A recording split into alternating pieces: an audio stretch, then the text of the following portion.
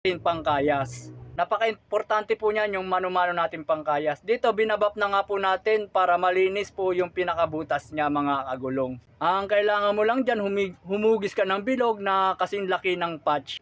Pagpagan muna natin to mga kagulong, yung mga natirang mga pinagdumihan ng pambap natin. Nilagyan na nga po natin ng gasolina yan mga agulong. Ang purpose po niyan para matanggal po ang pinag-iwanan ng pinagbapan natin, para pulido po natin madikit yung pinaka-patch. Once na hindi nyo po ginanyan yan, nagkakaroon po kasi ng pag-alsa ang ilalagay nating solution. Make sure nyo lang po dapat malinis na malinis po at makikita nyo naman kung gaano kalinis ang ating ginawa dyan. Dito kailangan lang natin ng patch. Ordinary lang po ang nilagay ko dyan, gawa ng sobrang liit lang po ng butas niyan. Kayang-kaya na po ng patch na ordinary yan.